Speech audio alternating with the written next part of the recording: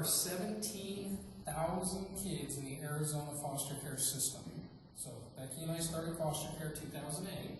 There was 10,000 kids, and it had been stable for a while. Every year, for the last 7 years, it's been going up 1,000 kids a year. There's 17,000 kids. Problem with that? There's 3,500 foster homes. So there's not enough homes for these kids. So if there's no foster homes, the kids go into group homes. Group homes fill up pretty quick, then they go into shelters. Shelters aren't the best place for kids, and the shelters fill up.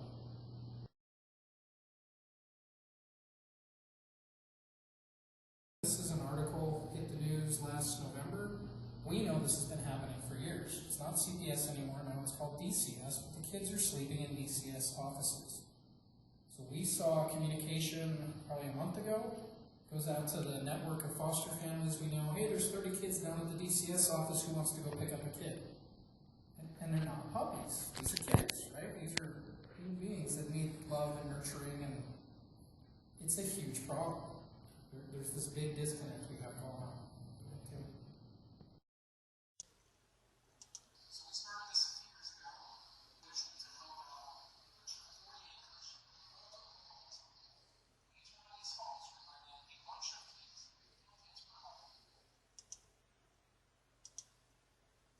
10 homes, that's 100 kids we can help. What we found though, starting this a few years ago, is nobody wanted to give us a loan, nobody wanted to donate property, a 40-acre piece of property. And what we're learning now, if you go to the next slide, is we need to prove out the model. We don't want to run this like a typical group home. We want to have dedicated parents, dedicated adult figures in these kids' lives to pour into them. So this picture is just a picture off the internet, but the important part is there's grass there, there's a pool, and there's a trampoline. What we've already seen at Happy Acres, the kids we brought in, when they walk out, first of all, they get to walk out the back door. Most group homes, you can't even walk out the back door. They can walk out the back door at Happy Acres, and there's grass, and there's a trampoline, and there's a pool. And these kids are shocked, because other group homes don't have that. They can't do that. Most of the group homes we're competing with are for-profit, and they keep the staff ratios as tight as they can so they can maintain their profitability. We want to reach kids, we want to help them. So we have a trampoline, we have a pool, kids can go out back. And that's important to us to be able to nurture these kids, not just have a system where we're piling kids in. Took us a while, but we got our 501c3 back in 2013. Last year we started the licensing, zoning, contract procurement process with the state, the county, the city, and March 9th we received our license, and our beds are full. So from the time we got our first placement, which was a little over a month ago, until the beds were all filled up was a couple days. Right now we get 3 to 10 calls a day from CPS, from DCS now, asking if we have more room. So last night I was over at Happy Acres, phone rings, pick up the phone, and this is a hard call to take. Hi, this is Jim, Happy Acres. Hey, this is DCS, do you have any open beds? And I have to say, no, our beds are full. And it's not just once, this is like over and over again, all day, every day that this is going on. We want to be able to help more kids. I hate this phrase, it's not fair, because I think people use it without perspective.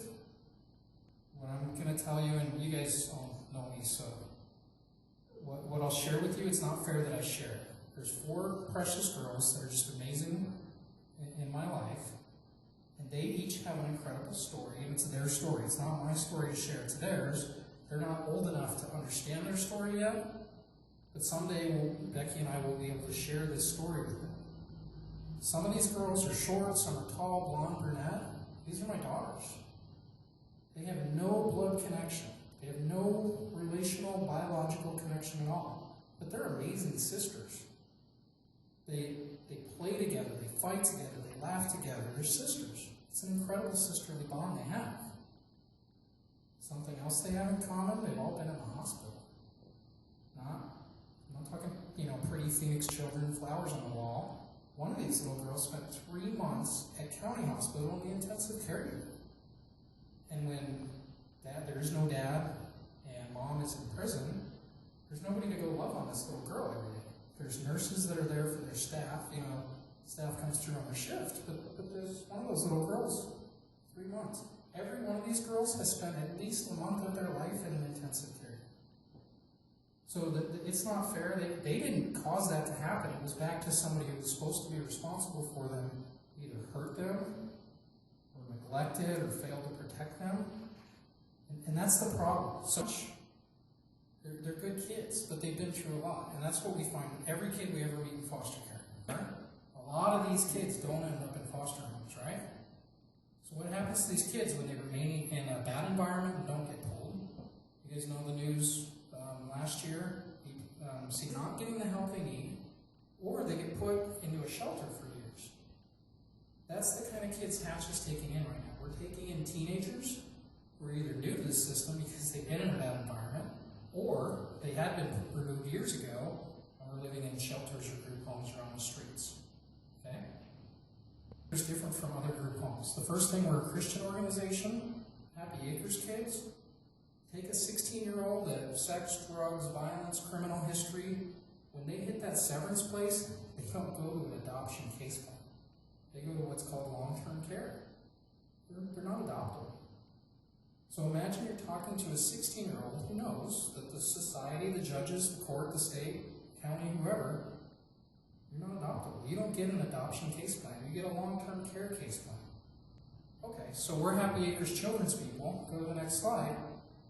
We can sit down with them and say, hey, have you ever heard of Romans 8:15? It's a really cool verse. For you did not receive the spirit of slavery to fall back into fear, but you received the spirit of adoption.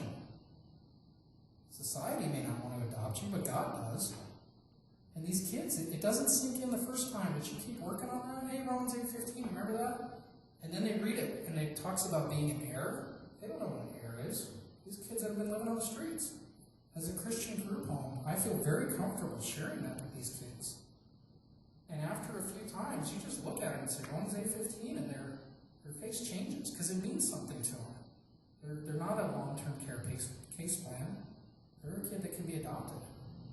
And that means something to them. Different staff. We don't want to be staffed like other group homes. We do not want to have minimum wage employees on 8-hour shifts. That's what most group homes have. In order for us to do that, we want to be able to hire better employees, which is more money. And we also want the staffing ratio to be enough that we can let kids go out back. If there's one employee, maxed out, and everybody's locked in the house, you can't let anybody go out back. So we want to be able to staff it to support that. The facility, Bob and I were just talking about this. We want a home that's nice. Policies. Okay. Most group homes, every kid gets frisked on the way in and on the way out every time. Now, we are hoping we don't have to go to that. There's some kids that we do have to search because of their situation. We want to get to the point, though, where we can build up that trust, build up that relationship, so we don't start out frisking them all the time. So what do we need? We need prayer. The spiritual situation of these kids is rough. These kids have been on the streets. They've been living in sheds. They've been raped. They've been beat up. They've been on more drugs than you could ever imagine. Criminal record. I don't know if I want to say it. Lots of probation. Prayer is an absolute need for the spiritual battle that's going on with these kids. Qualified employees, if you guys know people who want to get a job, a very challenging job, that have the heart to help these kids, we're absolutely looking for qualified people to work there. Funding. The funding situation we have, we don't have enough money to run it. So most of this has been board funded. We have been getting donors from other people. We have a huge funding gap. Professional services, our biggest expense for years was the accounting. The nonprofit accountants like $200-300 an hour. Fortunately, we've had pro bono architects and pro bono lawyers, but professional services are a big deal, and they have to have them. You can't just not file with the IRS. You have to do that stuff. Volunteers. We need volunteers. We need people who can take a kid to the doctor. Even volunteers have to go through the same background checks, fingerprints, all that, as an employee.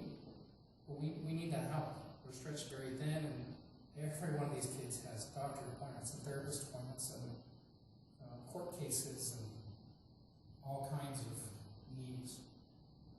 Specific articles of clothing. Even most kids don't show up with anything. The kids that do show up with stuff don't have underwear or socks. Girls with one bra. Right now we're between 11 and 16 boys and girls, so that's the range. That body spray, they go through a lot of that. Shampoo, unbelievable how much, like a gallon of shampoo right in the first couple of weeks. I don't know what they're doing with it all, but it goes. Toilet paper, memberships. We'd love to take these kids to the zoo or the science museum, and it costs just as much.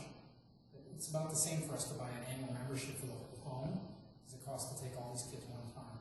That's a great sponsorship opportunity for people. The kids, some of these kids are enrolled in the local school. There's constantly the camps and the field trips opportunities. Races. We have, with the state, comprehensive medical and dental plans for these kids. We don't pay a copay, we take them to the dentist, but it doesn't cover braces. And some of these kids' teeth are pretty messed up. So that's another sponsorship type opportunity. Go ahead, Kate. $5,000 a month gap right now between the subsidy that the state supplies and what our expenses are.